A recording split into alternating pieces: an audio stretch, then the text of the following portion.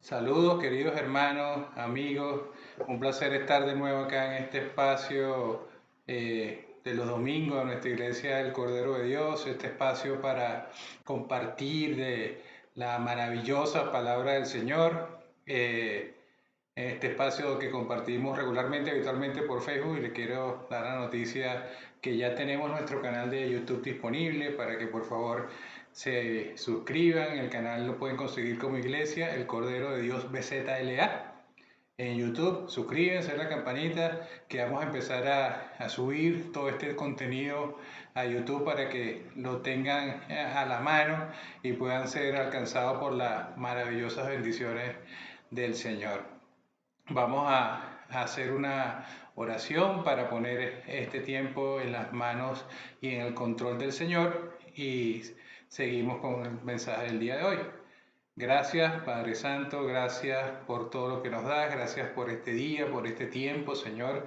Gracias porque nos da todo lo que necesitamos, todos los medios, Padre Santo, toda la tecnología, la pones a tu disposición, Señor, para poder cumplir el mandato de llevar tu palabra, Señor, de evangelizar, de ir con tu palabra a todos los rincones, Señor, para que todo sea escuchado por todo oído, Señor, y bendigas la vida de cada una de las personas que están viendo este video, los que se van a conectar, los que van a reproducir. Señor, bendícelo, Señor, en el maravilloso nombre de Jesús, Señor. Toma el control de todo lo que acá se va a decir, Padre. No permite que ninguna palabra venga influenciada por mí, Señor, que yo mengüe para que crezcas tú y el Espíritu Santo sea el que dirija, Señor, este mensaje, esta palabra, en el camino que tú quieras, Señor. Te lo pedimos en el nombre de Jesús. Amén.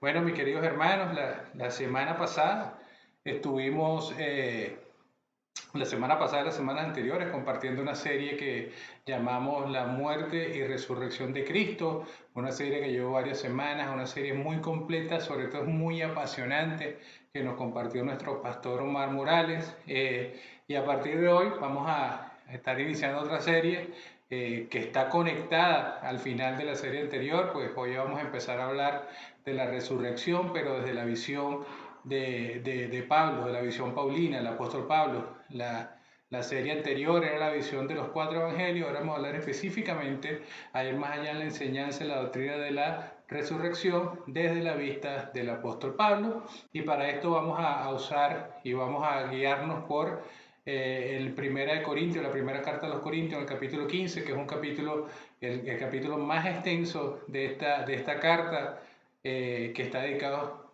100% al tema de la resurrección, sobre todo que la resurrección de Jesucristo es la garantía de la resurrección de nosotros como creyentes.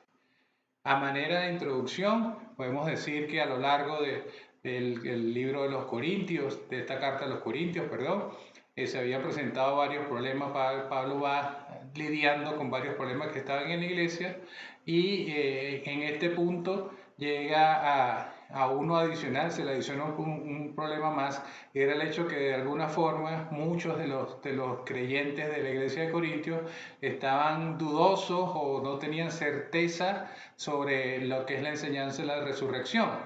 De cierta forma no tenían duda de que Cristo había resucitado, la resurrección de Cristo, pero tenían duda de su propia resurrección. ¿Qué pasaría con ellos al morir? ¿Qué pasaría con ellos a la venida, en la segunda venida de nuestro Señor?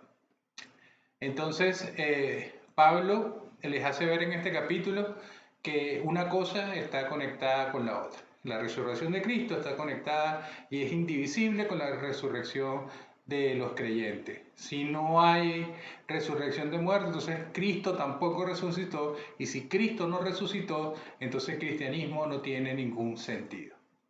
Lo mejor que podemos hacer para comenzar este capítulo es pues, partir de un par de conceptos básicos, o un concepto básico que es el concepto de la resurrección desde la visión bíblica, y también de la resurrección más específicamente, determinar o definir que la resurrección se refiere a la resurrección física, resurrección corporal, y no se trata de una resurrección espiritual. La palabra que se utiliza en el original griego para definir resurrección es anastasis, y esta palabra en la definición dice que es levantar un cuerpo, ponerlo erguido, ponerlo de pie, es decir, que nos transmite la idea de que nuestros cuerpos en la resurrección serán levantados y serán elevados, resucitados. Un famoso escritor cristiano, escritor entre otros de la serie de las Crónicas de Narnia, el autor es C.S. Lewis, en algún momento, en una discusión con algunos, discusión en algún sentido, con algunos cristianos liberales que sostenían y aseguraban que lo que se refería a la Biblia de resurrección era netamente espiritual, él los comprometió de alguna forma y les preguntó, bueno, si es así como dicen ustedes, por favor respóndame en qué posición se pone un espíritu cuando se levanta. En este capítulo 15, el apóstol Pablo viene tratando varios temas generales, importantes. Este es como el tercer tema grande, importante dentro de la carta. Habló primero de los dones espirituales, también dedica un espacio al amor y ahora nos habla de la resurrección de Cristo, que es garantía de nuestra propia resurrección. Ahora, esta duda de los creyentes de Corintios nos trae la primera pregunta es, ¿cómo es posible que una iglesia cristiana donde el apóstol Pablo mismo fue que la fundó, llevó el evangelio a ellos, le entregó la palabra, cómo es posible que estos miembros tuviesen dudas, estuviesen inclusive hasta negando la doctrina y la enseñanza de la resurrección? Bueno, yo creo que para responder esto tendremos que ir un poco a revisar de lo que es dentro del trasfondo cultural de la época, un trasfondo muy influenciado por la parte griega, por la cultura griega, con filósofos como Platón, que vivió unos 5 años antes de Pablo, pero una cultura que tuvo bastante incidencia durante el despliegue el imperio de Grecia, con Alejandro Magno. Una de las cosas que ellos se preocuparon a raíz que iban ocupando territorios es llevar a cabo esos territorios que ocupaban su cultura y sobre todo su lenguaje. Y no es casualidad también que Dios obra de manera perfecta y el Nuevo Testamento que se escribió para esos tiempos se escribió en griego de manera de asegurar que fuese el alcance de la mayor cantidad de personas posible. En el mundo romano de ese día habían en religiones en aquel tiempo, yo creo o filosofía, que inclusive el día de hoy todavía permanece, vistas en algunas religiones, pero vamos a hablar de tres filosofías que eran fundamentales o las más resaltantes en lo que respecta al aspecto de la muerte, o más específicamente a lo que es la vida después de la muerte. La primera de estas filosofías es el estoicismo. El estoicismo enseñaba que el alma, al partir del cuerpo, se unía a una deidad. Al morir salía el alma y se unía a una deidad, y eso es lo que implicaba la destrucción de la personalidad, lo que hace entonces del hecho mismo de la resurrección algo sin ningún valor dentro de esta filosofía. La otra filosofía que de alguna forma tuvo incidencia era la que llamaban epicúrea, de otro filósofo griego llamado Epicuro, que es una filosofía netamente materialista y se puede ver mucho en el día de hoy, fuera de las religiones inclusive, que tal es una enseñanza que no hay existencia y no hay nada más después de la muerte. O sea, la muerte es el fin de todo y después de allá no hay absolutamente más nada. Y la tercera de la filosofía, una de las que tuvo mayor arraigo, es la del platonismo. El filósofo griego Platón enseñaba que el alma era inmortal.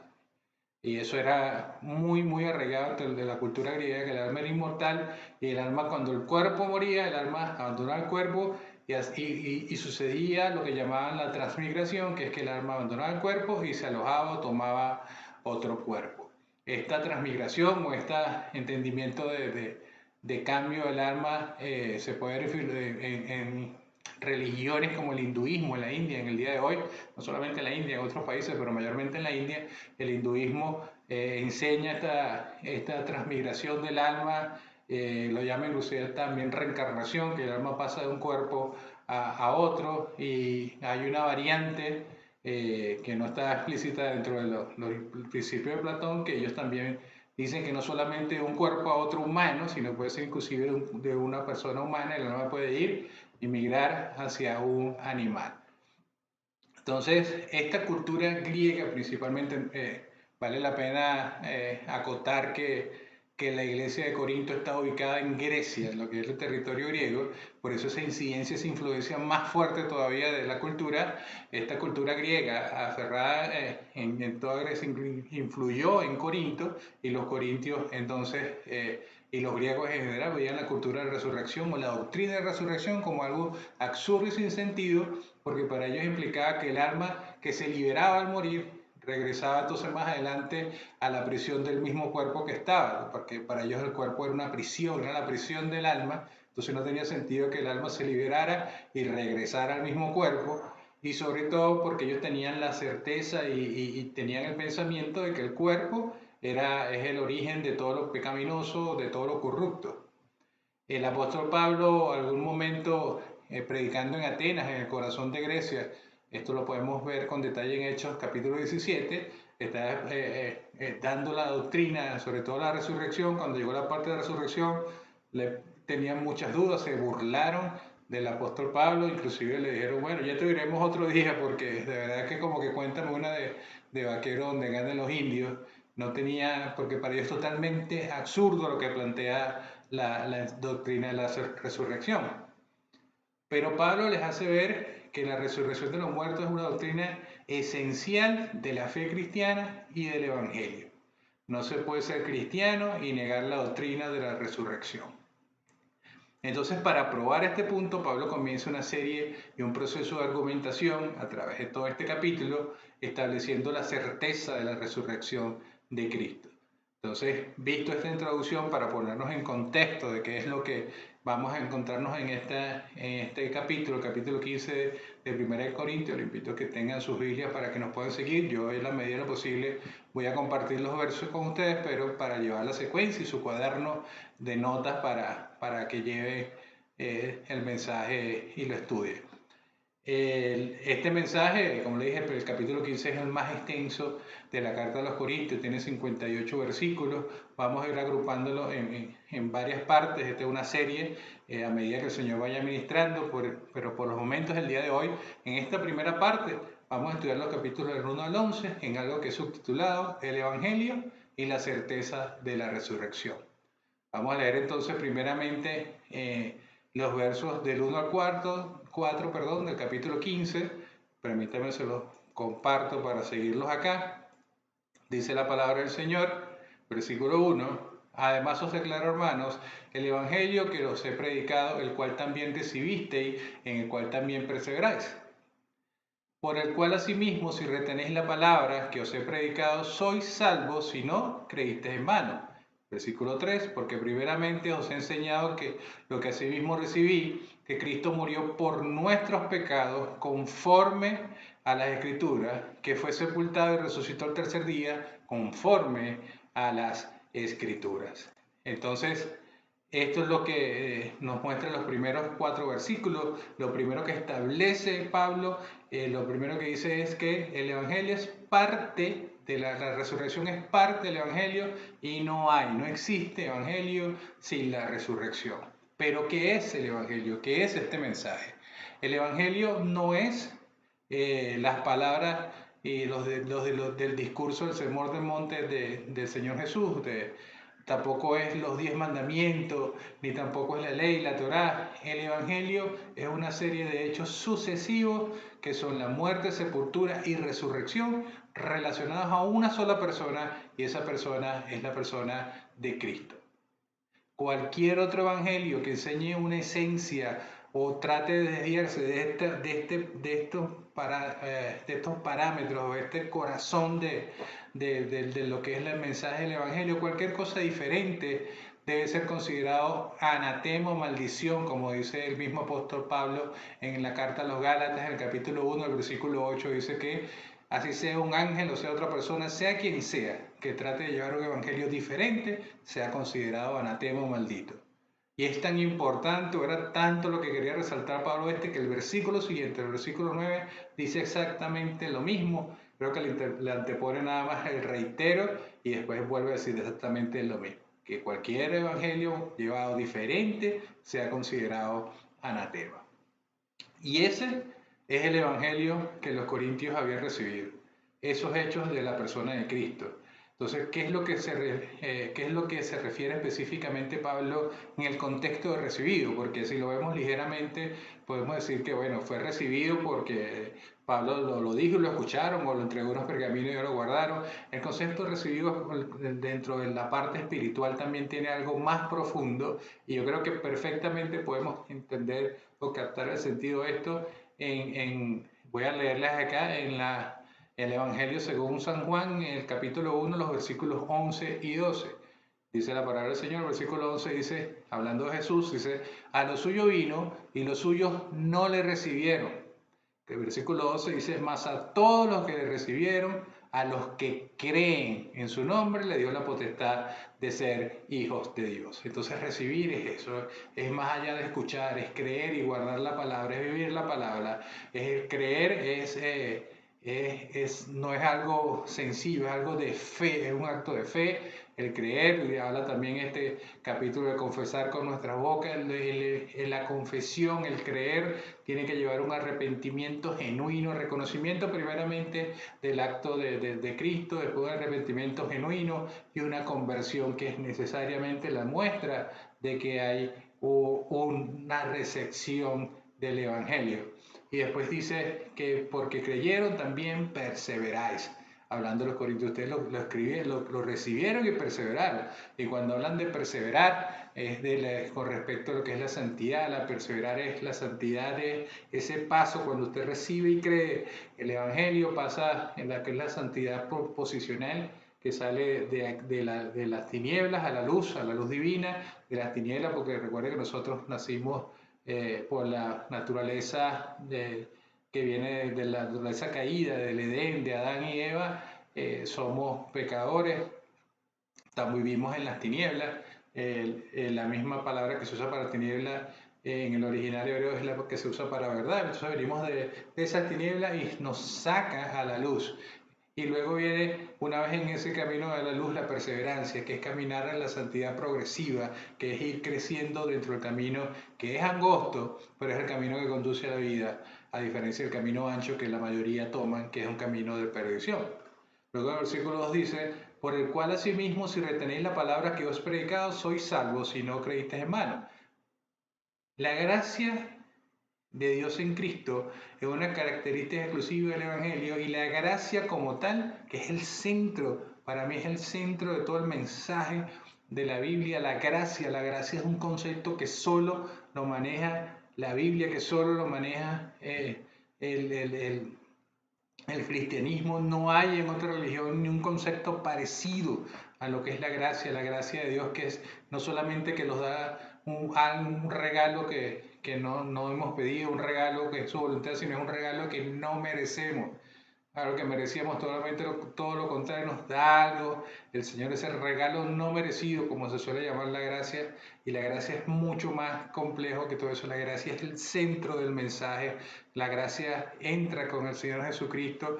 Entonces, por medio de esa gracia, por medio de la fe, es lo que necesitamos para ser salvos. En el discipulado 1 que suelo dar a mis hermanos nuevos creyentes, para cuando tocamos este tema, yo hago una analogía que le quisiera compartir para entender esto, que somos salvos. Dice la palabra que somos salvos por gracia, por medio de la fe. Entonces yo hago la analogía que entre nosotros y el Señor hay una conexión que podemos decir es una tubería, digamos que es una tubería. Esa tubería es la fe. Ese es el medio que nos conecta con el Señor, y por esa tubería el Señor envía el agua de vida, que es la gracia que nos alcanza porque tenemos esa conexión a través de la fe para ser salvos. Dice este versículo que debían ellos retenerlos para ser salvos. ¿Pero salvos de qué? Creo que es un concepto que voy a tocar brevemente para mis hermanos nuevos creyentes y para los que están empezando en este camino del estudio de la palabra. La salvación se refiere a que nosotros, pero la mala noticia es que todos vamos a morir, pero el alma, cuando morimos, el cuerpo regresa a la tierra, el espíritu regresa a quien lo creó, y el alma tiene dos caminos. El alma, para los que no son salvos, el alma tiene el camino hacia abajo, dice la palabra, que es el camino hacia donde es la tortura, la condenación, el lloro eterno. O tenemos el camino que es de la vida, el camino del encuentro hacia el Señor, donde el Señor dice que nos tiene unas moradas guardadas a nosotros, allá vamos a vivir junto con Él. Ese es el camino de la vida. Entonces tienes el alma cuando la salvación es ese, la salvación es ese regalo para que el Señor nos da la vida eterna, entramos en la vida eterna que vamos a disfrutar con Él y escapamos o no somos alcanzados más por la condenación eterna. Esos son los caminos que tiene nuestra alma, el alma donde se sientan los sentimientos, la conciencia, esa parte tangible de nosotros, esa trinidad, que somos trinos también, cuerpo, alma y espíritu. El alma tiene solo dos caminos. No hay tal cosa como un camino intermedio o como un lugar de reposo intermedio como purgatorio, no existe. No lo digo yo, el contexto y lo que dice la palabra es para arriba, que es el camino de la vida, o hacia abajo, que es el camino de la condenación. Entonces, Pablo afirma aquí que nadie será salvo a menos que acepte el Evangelio. Y al final Pablo dice, si no creíste, en vano. Luego en el versículo 3, la primera parte nos dice, porque primeramente os he enseñado lo que asimismo recibí, dice Pablo.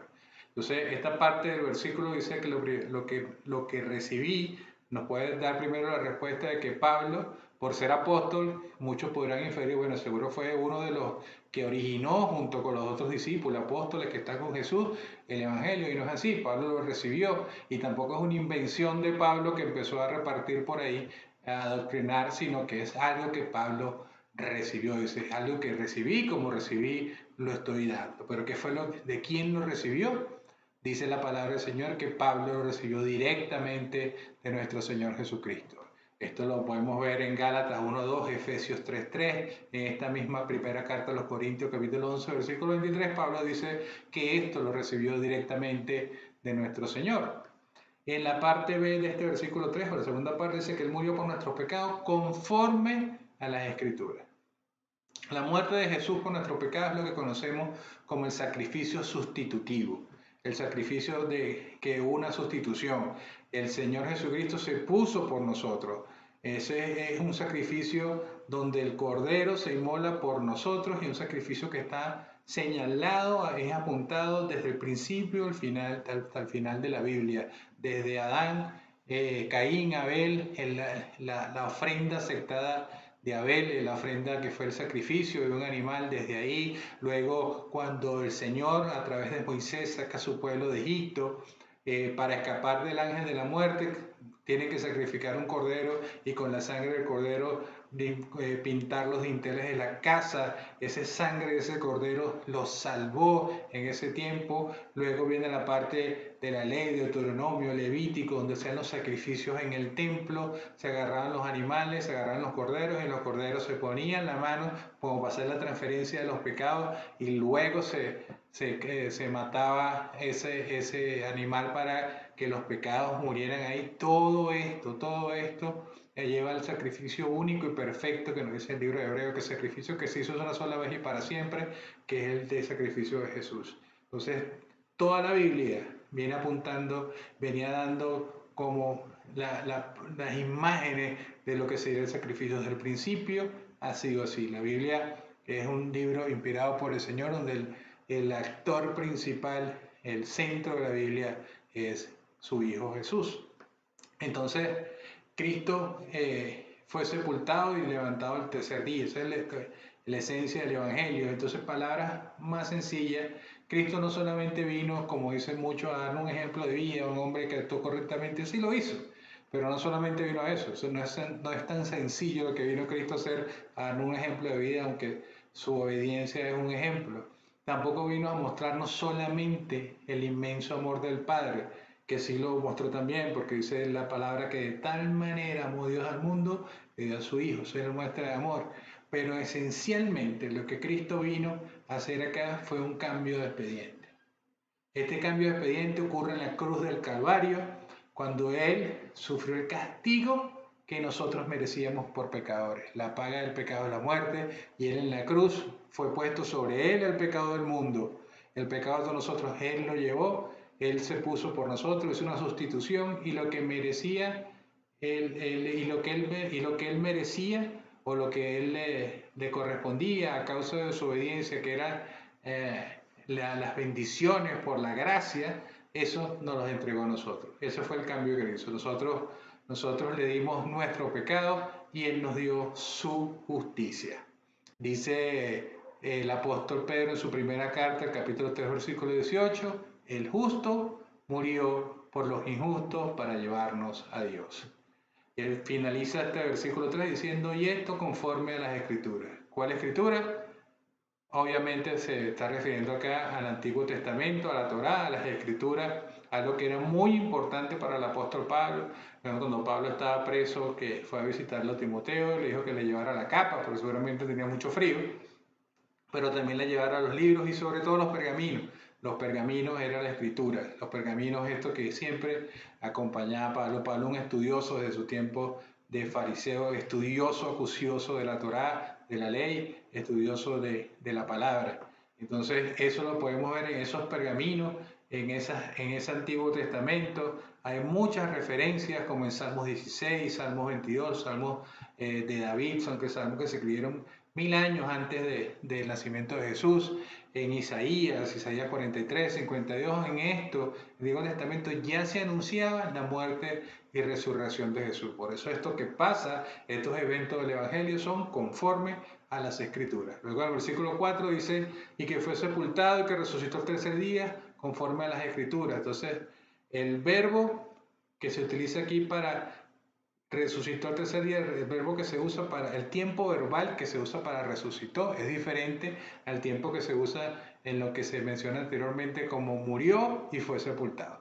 Murió y fue sepultado se usa un tiempo verbal en pasado donde indica algo que ocurrió en un espacio de tiempo y cesó. Él murió de acá hasta acá y ahí cesó y eso quedó en el pasado. Él fue sepultado, fue un espacio, eso ocurrió en el pasado y cesó. Pero el tiempo verbal con que se escribe resucitó es un tiempo verbal más continuo, la idea de continuidad. Y Reina Valera lo traduce como resucitó, pero la mejor traducción que se puede colocar es decir, está resucitado. ¿Qué quiere decir? Que Cristo resucitó y está resucitado. O sea, está resucitado es que sigue resucitado. No es que resucitó aquella vejilla, sino sigue resucitado. Él está resucitado y por eso nosotros podemos hoy aclamar y dar gloria para decir que Cristo no está muerto. Cristo está vivo, Él está resucitado.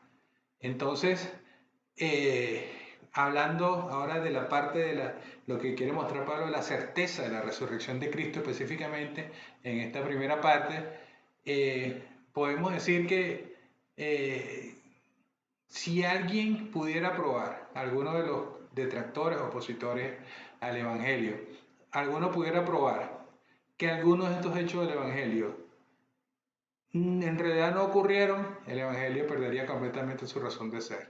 Entonces de ahí el esfuerzo de Pablo en los versículos del 5 al 10 que vamos a leer ahora para demostrar la veracidad de la resurrección de Cristo. Les comparto entonces los versículos del 5 hasta el 8. Dice la palabra, versículo 5, y que apareció a Cefas y después a los 12, 6, después apareció a más de 500 hermanos a la vez, de los cuales muchos viven aún y otros ya duermen. 7, y después apareció a Jacob y después apareció a todos los apóstoles. 8, y al último, dice Pablo, al último de todos, como un abortivo, me apareció a mí. Entonces, vemos acá que Pablo empieza a hacer la defensa o argumentar acerca de la certeza de la resurrección de Cristo y podemos hacer una analogía que en cualquier tribunal humano, tribunal de hoy en día, un tribunal donde se juzgue un hecho, el testimonio de los testigos oculares es sumamente valioso. Y mucho más cuando estos testigos son probos, que son testigos que están en sus cabales, no tienen ningún problema mental y cuyo testimonio también puede ser corroborado o cruzado con los testimonios de otras personas. Entonces, este testimonio se fortalece aún más en el caso de Pablo, que Pablo expone acá, en el caso de los discípulos, en el caso de los otros apóstoles, porque vemos que tales personas están dispuestos o estuvieron dispuestos a padecer toda clase de sufrimiento, inclusive llegar hasta la muerte si fuese necesario, y fue necesario para muchos de ellos, de tal manera de mantener la versión de los hechos de lo que ellos narraron que vieron.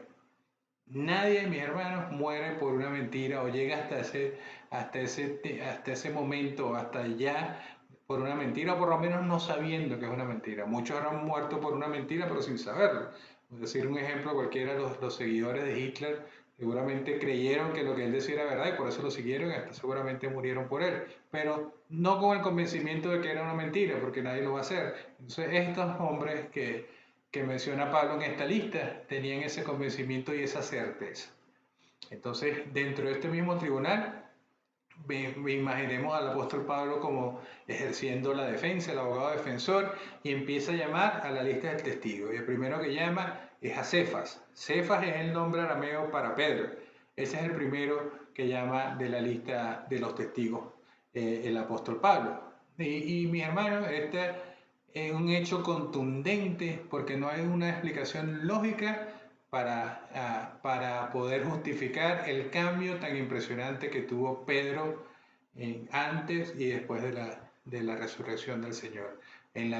Durante la vida del Señor, durante el caminar con el Señor, Pedro era alguien colérico, flemático, visceral, ese mismo Pedro que siempre actuaba, que siempre iba adelante, ese Pedro que hasta cuando fueron a apresar al Señor le cortó la oreja a uno de los centuriones, ese Pedro era totalmente diferente después del encuentro con el Señor. Vemos a un Pedro más apacible, un Pedro que fue el líder del resto de los apóstoles, fue el que inició la iglesia, un Pedro pausado, un Pedro reflexivo, mucho más sabio.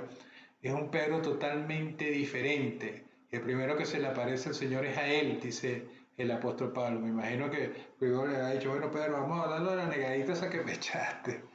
Pero el primero, seguramente el Señor limó todo eso con Pedro y Pedro lo llamó a apacentar a sus ovejas y Pedro era alguien totalmente diferente. Y la pregunta que pone el apóstol Pablo acá es, ¿qué hizo que Pedro cambiara tan radicalmente? La respuesta es, Pedro vio a Cristo resucitado. Luego dice que no solamente se le apareció a Pedro, sino se le apareció a los 12, refiriéndose al grupo de los apóstoles. En el versículo 7, en el versículo 6 dice que Cristo se le apareció en un momento, en un lugar, se le apareció más de 500 hermanos a la vez. Mis hermanos, mis amigos, una persona bajo los efectos de lo que usted quiera o por la razón que usted quiera, puede tener en un momento una alucinación, una ilusión óptica de lo que sea.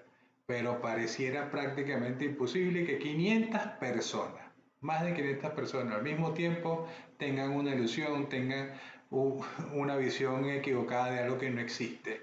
Eso quiere decir que le da fuerza al argumento de Pablo, y Pablo termina diciendo muchos de estos más de 500 murieron, algunos murieron, pero otros están vivos, como diciendo, bueno, si quiere los que están vivos, usted puede ir y preguntarle para que le diga qué fue lo que vieron. Y ellos vieron al Cristo resucitado. Luego, en el versículo 7, Pablo continúa llamando a los testigos y esta vez llama o nombra a Jacobo, hablando del medio hermano de Jesús.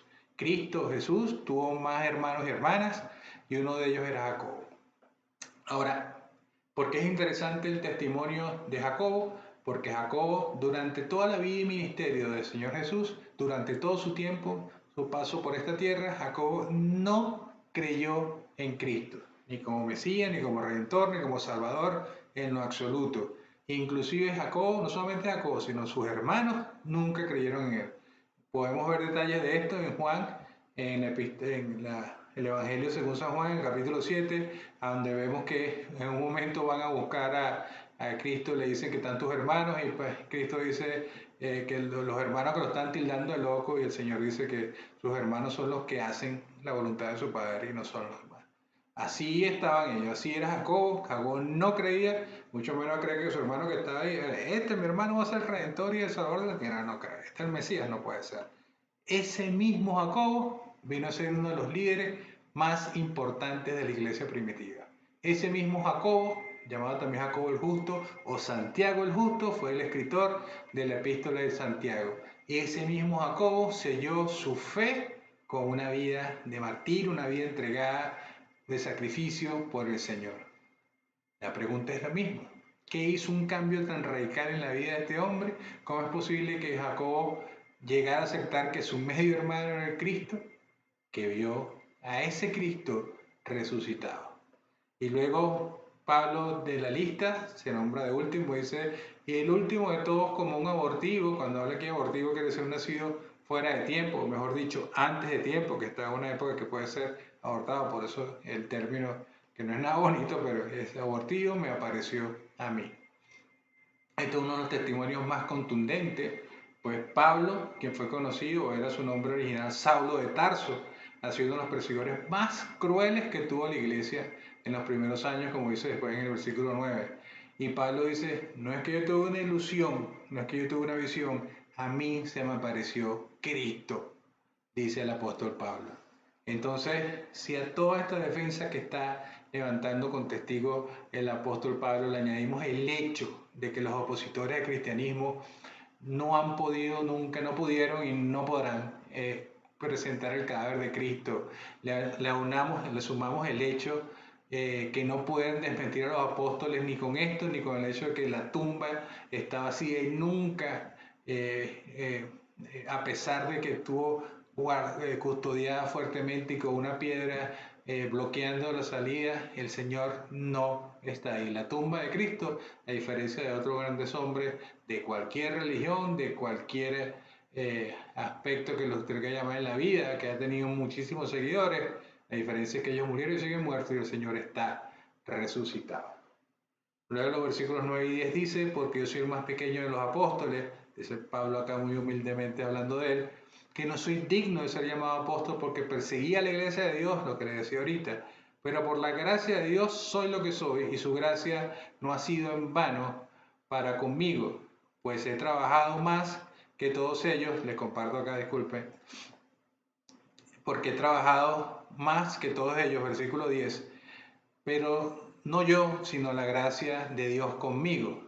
Porque o sea yo, o sean ellos, versículo 11, así predicamos y así habéis creído.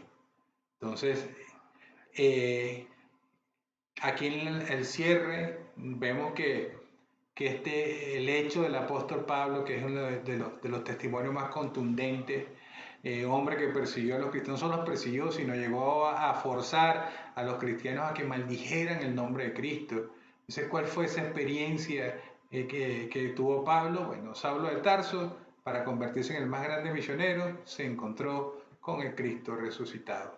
¿Dónde fue ese encuentro? Dice la palabra que Pablo había pedido cartas para perseguir a Cristo, para perseguir a los cristianos, y en su camino a Damasco, en el desierto, una luz resplandeciente lo tiró al piso y Pablo no quedó otra que exclamar ante tal magnitud, dijo, ¿quién eres, Señor? Él dijo, yo soy Jesús, aquel a quien persigues. Entonces, ese Pablo, ese relato, lo podemos ver en Hechos capítulo 9. En el capítulo 9 comienza este relato que Pablo, camino a Damasco, se consigue con el Señor y tan pronto como el versículo 20 de ese mismo capítulo 9 podemos leer que dice, y enseguida Pablo predicaba al Cristo crucificado. Ese es el impacto tan grande que causa el Señor en nuestras vidas.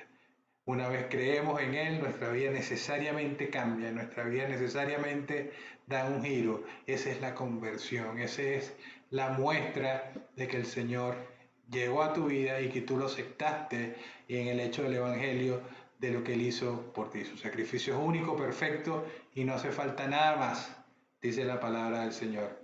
Ese es el sacrificio perfecto de una vez y para siempre por nosotros, por nuestros pecados. Solo tenemos que aceptarlo para ser salvo. Y luego Pablo en el versículo 10, cuando dice que él no, todo esto que había logrado, que era el apóstol por gracia del Señor, dice que nada de lo que él había hecho, nada de lo que él podía hacer, ninguno de los atributos que se le podía dar por esta posición que él tenía que ver con él. Dice que todo era debido a la gracia de Dios. Y para cerrar, en el versículo 11 dice, porque o sea yo o sean ellos, cuando dice ellos es de estos testigos que él mencionó acá, los apóstoles, los otros discípulos que vieron a Cristo resucitado, sea yo, sean ellos, lo que prediquemos así habéis creído. O sea, no importa si soy yo, si sean ellos, si predicamos este evangelio y así ustedes lo han creído. Aquí entonces cerramos viendo que Pablo da evidencias contundentes, históricas y fuertes acerca del hecho de la resurrección de Cristo, hecho, valga la cacofonía, como dije al principio, que los corintios en principio aceptaban como válido y verdadero, pero su tema era con la resurrección de ellos, ¿no? La resurrección de ellos como creyentes, y entonces a partir del versículo 12, Pablo empieza a una serie de argumentación acerca de la inconsistencia de la creencia que ellos tienen con la verdad que dice la palabra. Pero eso lo vamos a ver la próxima semana, en la segunda parte de esta serie de la resurrección de Cristo y la nuestra, en la carta de los Corintios capítulo 15. Y les pido ahora, para cerrar, para darle gracias al Señor, vamos a hacer una oración para agradecer y despedir este maravilloso tiempo con el Señor.